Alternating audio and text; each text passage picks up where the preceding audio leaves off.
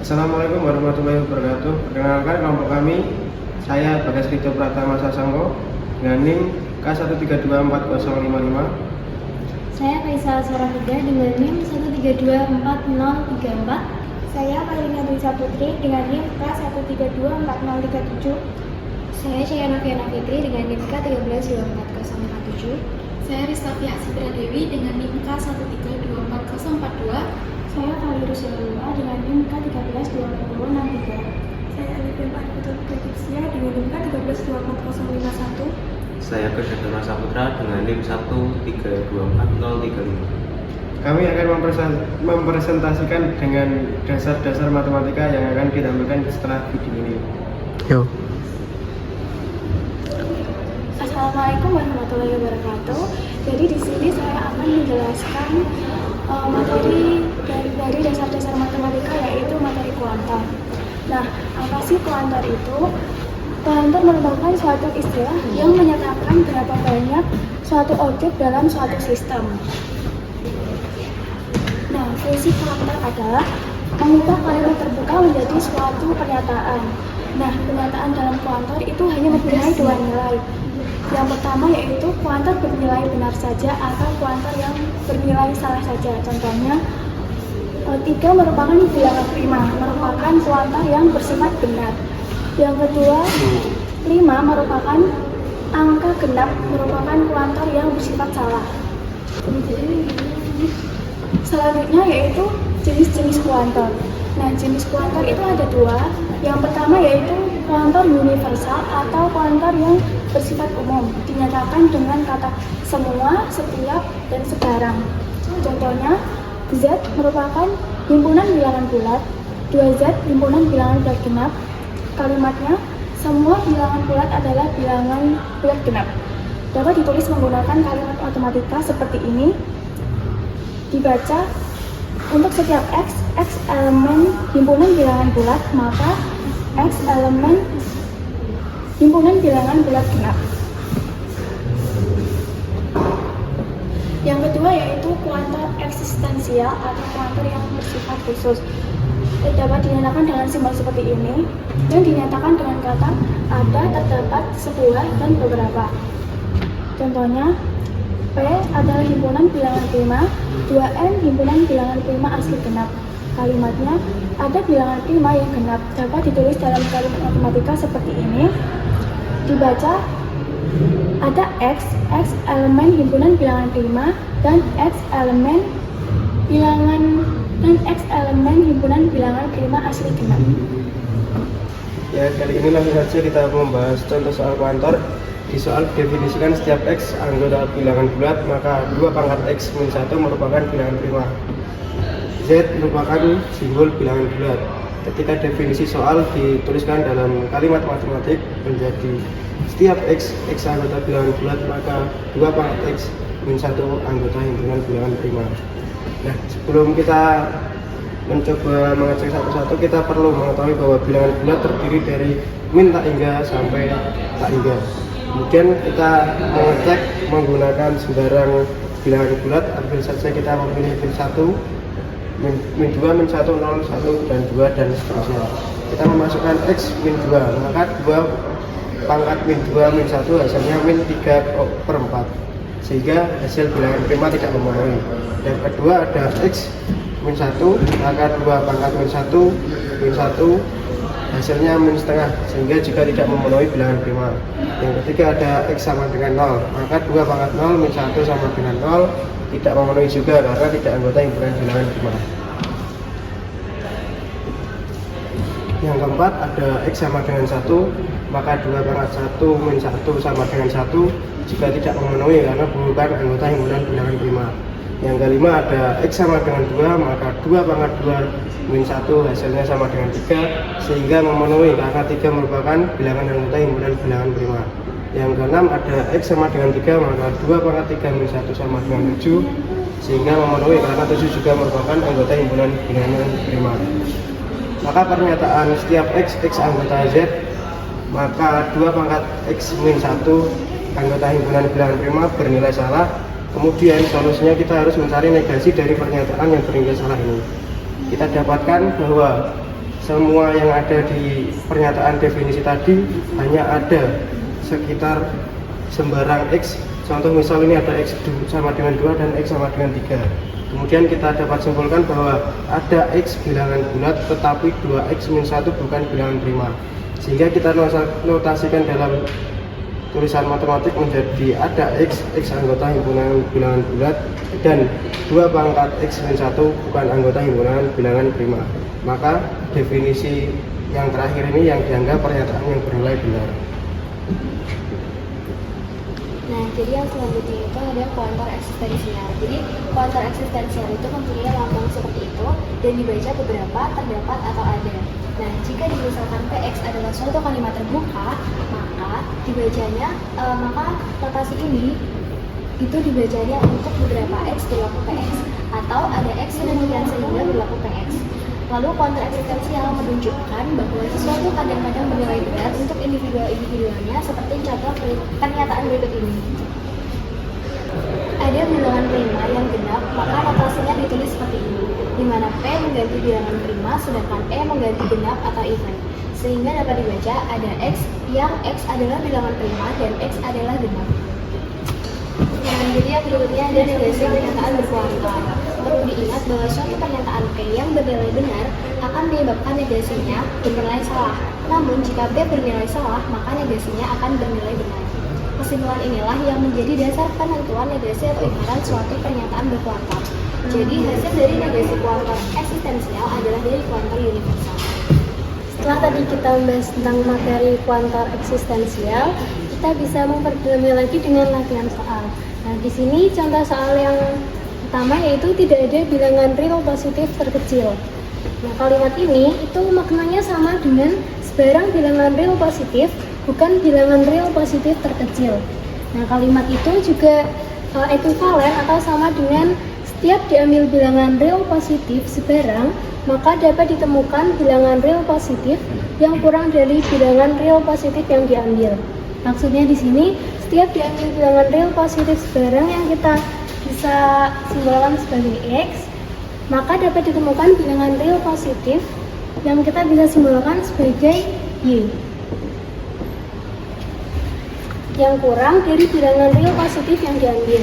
Maka kita bisa menuliskannya setiap X anggota bilangan real positif, maka ada Y dengan Y bilangan real positif sedemikian sehingga Y kurang dari X.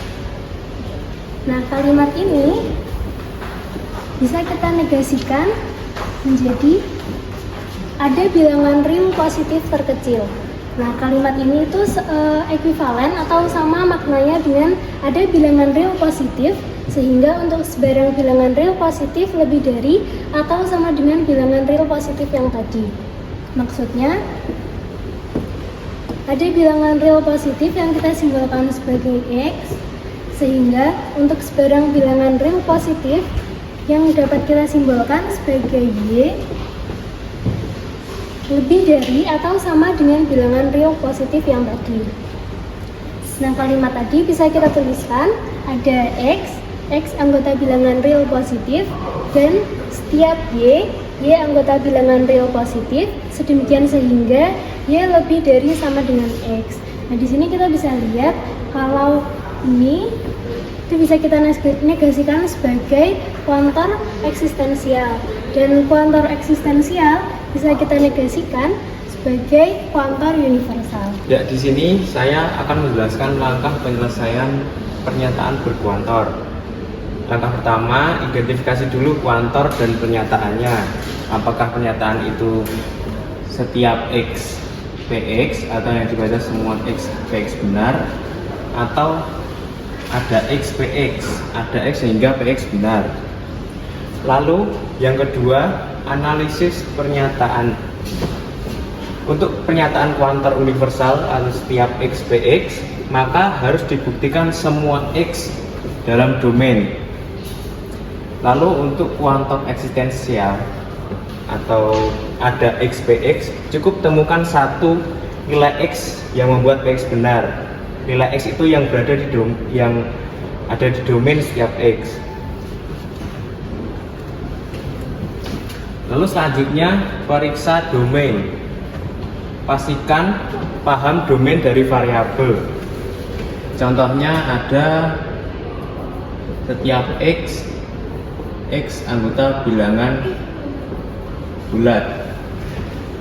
Jadi domain dari X semua anggota bilangan bulat. Yang keempat, lakukan pembuktian.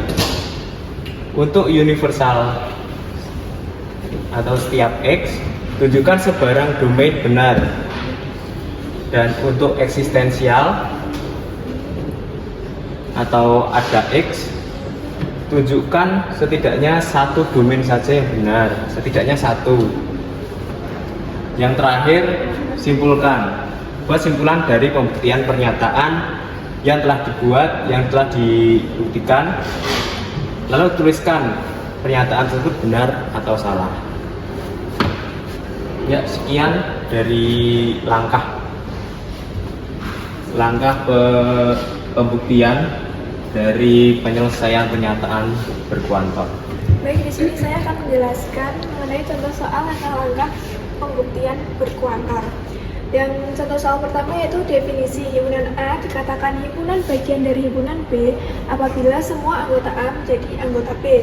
Dapat kita ketahui bahwa himpunan A seperti ini dan himpunan B seperti ini. Nah, untuk pembuktiannya adalah A adalah himpunan bagian B.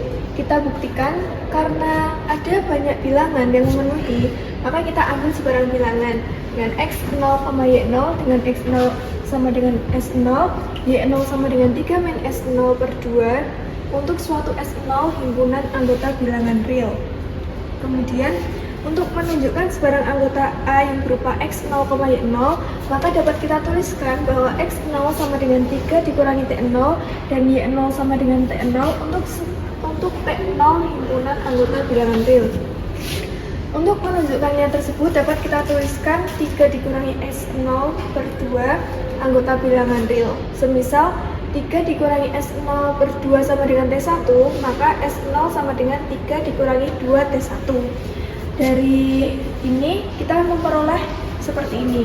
Yang diperoleh X0 sama dengan S0, yang kita ketahui S0 sama dengan 3 dikurangi 2T1.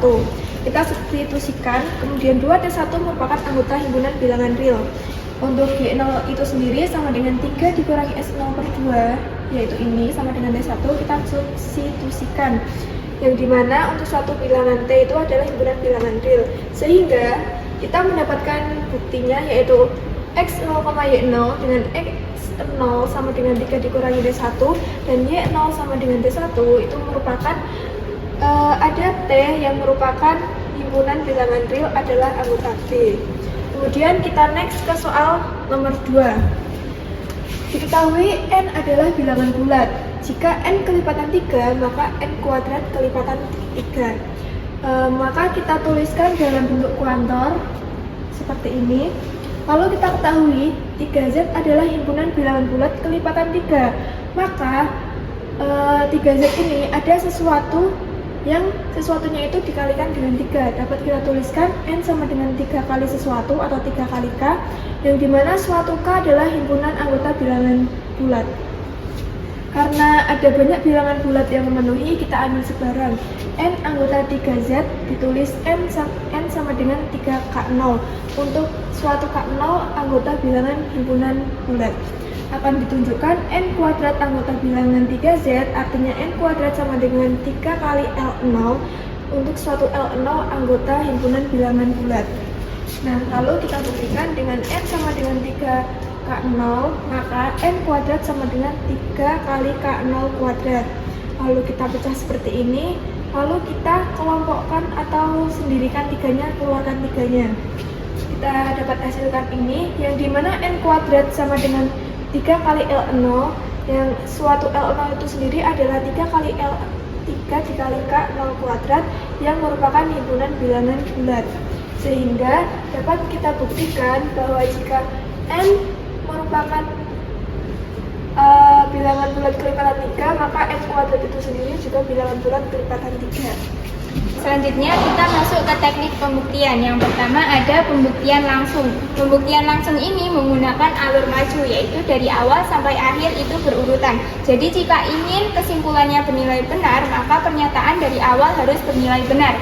Pembuktian ini diterapkan pada pernyataan berbentuk implikasi jika P maka Q.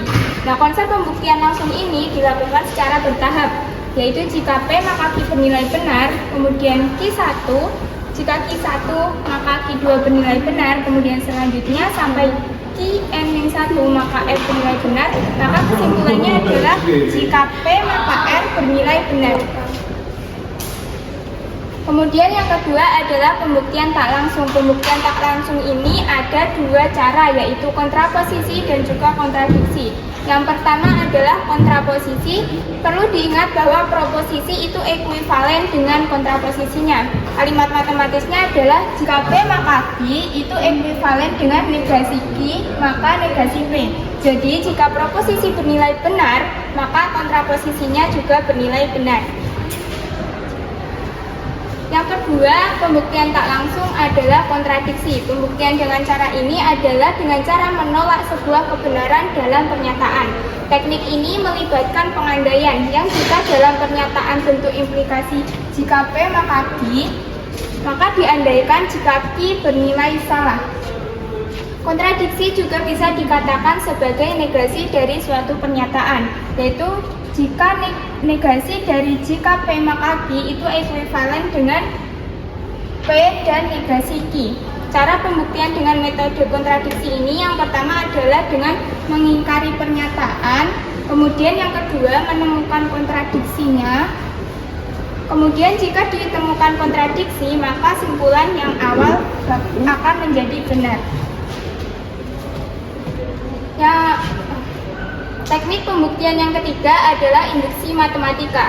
Untuk membuktikan pernyataan yang menyangkut bilangan asli itu menggunakan induksi matematika. Misal, kita akan membuktikan Pn benar untuk setiap n merupakan anggota bilangan asli, yaitu dengan untuk n sama dengan 1, tunjukkan P1 itu bernilai benar.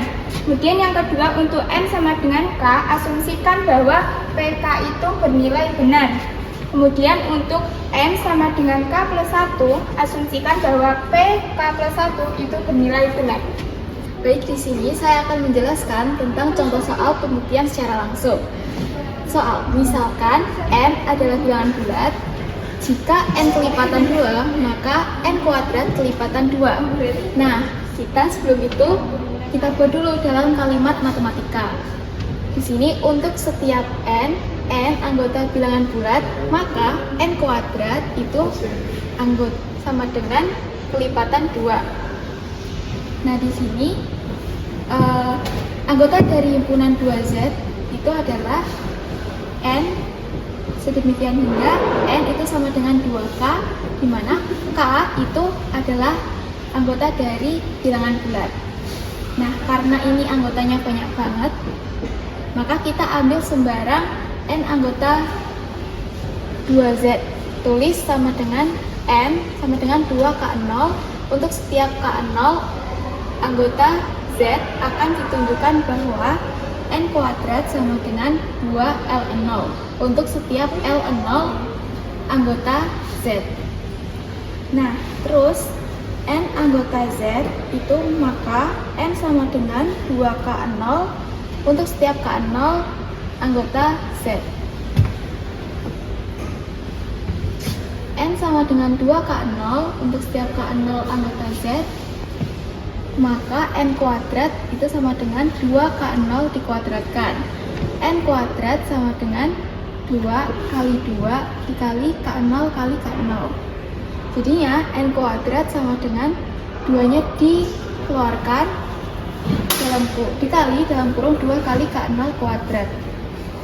Jadi n kuadrat sama dengan 2 kali 2K0 kuadrat, maka n kuadrat sama dengan 2L0. Kita misalkan K0, 2K0 kuadrat ini sebagai L0. Untuk setiap L0 sama dengan 2K0 kuadrat anggota bilangan bulat.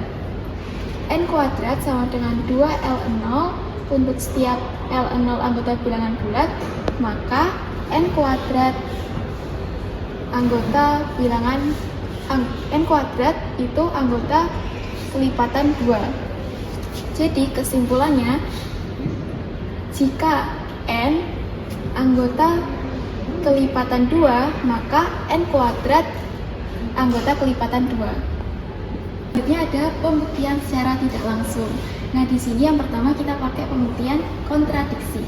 Contoh soalnya, misalkan N adalah bilangan bulat, maka jika N kuadrat kelipatan 3, maka N kelipatan 3. Kita buat dalam bentuk kontraposisinya.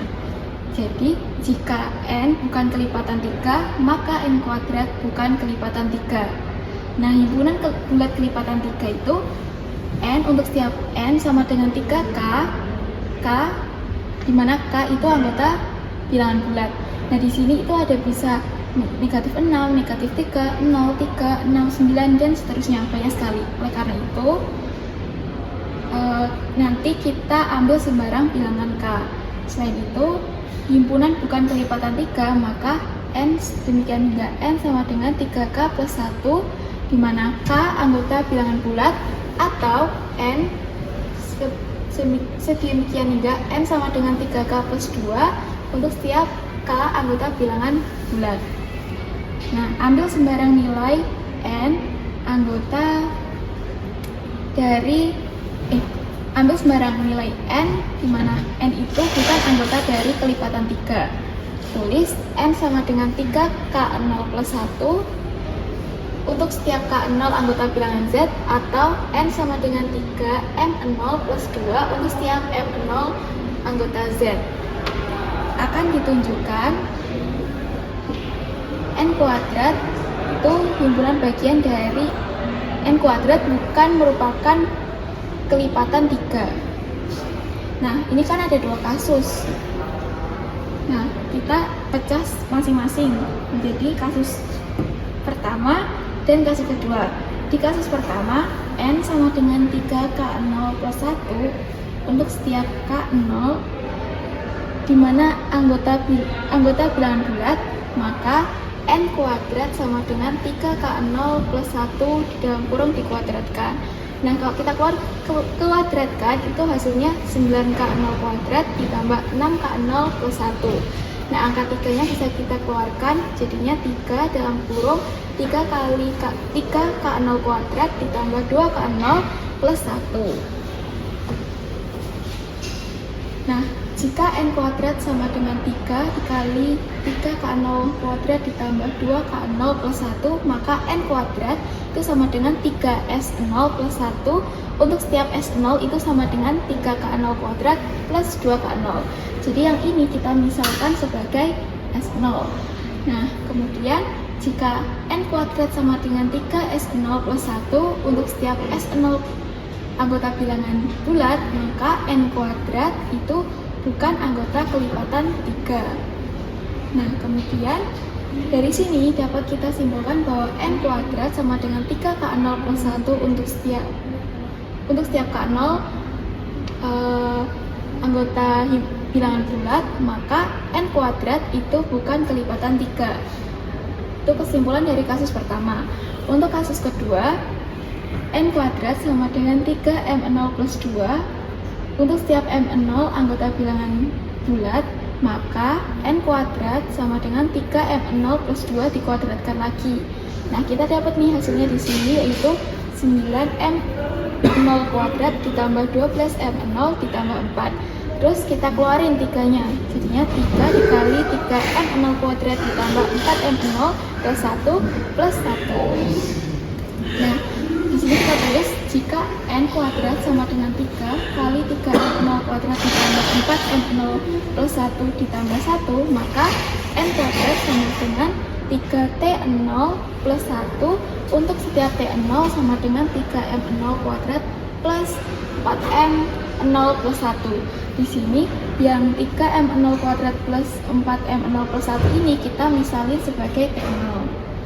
Nah, kemudian jika N kuadrat sama dengan 3T0 plus 1 untuk setiap T0 anggota bilangan Z, maka N kuadrat itu bukan kelipatan 3. Jadi kesimpulannya di sini dari kasus kedua, N sama dengan 3M0 kuadrat plus 2.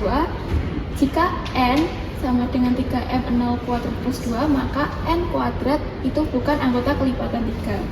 Nah, kesimpulan dari kedua kasus tadi, dari pembuktiannya di atas dapat diambil satu kesimpulan bahwa jika N kelipatan 3, maka N kuadrat kelipatan 3 adalah pernyataan yang benar. Selanjutnya adalah pembuktian kontradiksi. Nah, contoh soal, buktikan akar 2 adalah bilangan irasional. Nah, kita pakai negasinya, jadi akan dibuktikan akar 2 adalah bilangan rasional. Nah, namun sebelum itu kita kembali lagi ke definisi bahwa bilangan rasional itu adalah bilangan yang dapat dinyatakan dalam bentuk A per B. Untuk setiap A, A, B itu anggota bilangan bulat, dan syaratnya di sini B itu tidak boleh sama dengan 0. Terus A per B itu bentuk paling sederhana, sehingga FPB dari A, B itu sama dengan 1. Kemudian di sini kita tuliskan bahwa akar 3 itu sama dengan A per B. Untuk setiap A, B anggota bilangan bulat dan B itu tidak sama dengan 0, dan FPB dari keduanya sama dengan 1. Terus untuk menghilangkan akar, maka kita kuadratkan kedua ruas sehingga didapatkan hasil 3 sama dengan A kuadrat per B kuadrat. Kemudian ini bisa kita kali silang ke sini, jadinya 3B kuadrat itu sama dengan A kuadrat. Nah, di sini jika A kuadrat itu bilangan bulat kelipatan 3, maka A adalah bilangan bulat kelipatan 3 juga. Jadi A itu sama dengan 3K0 untuk setiap K0 anggota bilangan bulat.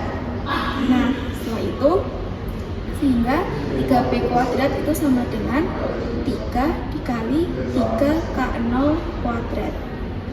B kuadrat itu sama dengan 3K0 kuadrat. Nah, di sini B kuadrat kelipatan 3.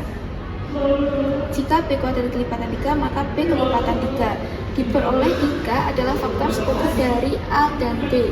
Hal ini kontradiksi dengan FPB. A dan B sama dengan 1. Maka pernyataan akar 3 adalah bilangan rasional adalah pernyataan yang bernilai salah. Maka dapat dibuktikan bahwa akar 3 adalah bilangan irasional. Oke, selanjutnya kita akan membahas tentang contoh soal induksi matematika. Nah, soal induksi ini adalah buktikan bahwa pernyataan Pn sama dengan 9 ditambah 14 tambah 19 ditambah titik ditambah 5n plus 4 itu sama dengan setengah n kali 5n plus 13 berlaku untuk semua n anggota bilangan bulat. Nah, di induksi matematika akan ada 3 syarat. Syarat yang pertama itu akan dibuktikan bahwa untuk n sama dengan 1 adalah pernyataan yang benar. Jadi 9 ditambah 14 tambah 19 tambah terus ini kita masukin di 5n plus 4 itu kita ganti n-nya sebagai 1 ditambah 4 sama dengan setengah dikali 1 dikali 5 kali 1 ditambah 13. Nah, di sini kita dapat nih bahwa 5 kali 1 kan 5 ditambah 4 sama dengan setengah. Ini 5 kali 1, 5 ditambah 13 itu 18. Jadi hasilnya 5 tambah 4 sama dengan 9 dan setengah kali 18 sama dengan 9. Nah, karena ini sama nilainya, maka pernyataan ini adalah benar. Syarat yang kedua, selanjutnya akan dibuktikan untuk n sama dengan k plus 1. Pernyataan P sama dengan k plus 1 bernilai benar sehingga berlaku. Jadi kita ubah n di sini, kita substitusi menjadi k plus 1. Jadinya 5 kali k plus 1 plus 4 sama dengan setengah k plus 1 dikali 5 k plus 1 plus 13 sama dengan setengah kali k plus 1 dikali 5k plus 18.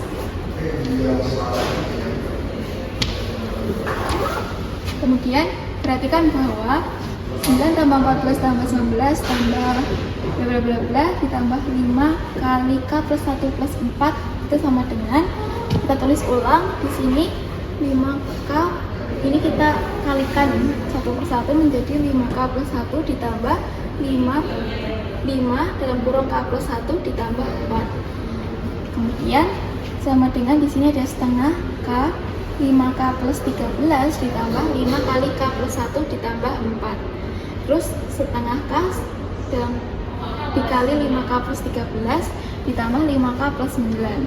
Nah di sini ada perubahan bentuk menjadi setengah K dalam kurung 5K plus 13 ditambah 2 kali 5K plus 9. Setengah K dikali 5K plus 13K ditambah 10K ditambah 18. Menjadi 5 setengah dikali 5K kuadrat ditambah 23K ditambah 18 menjadi setengah dikali K plus 1 dikali 5K plus 18. Karena syarat pertama dan kedua terpenuhi, maka pernyataan PN 9 tambah 14 tambah 19 sampai 5N plus 4 sama dengan setengah N kali 5N plus 13 berlaku untuk semua N anggota bilangan asli.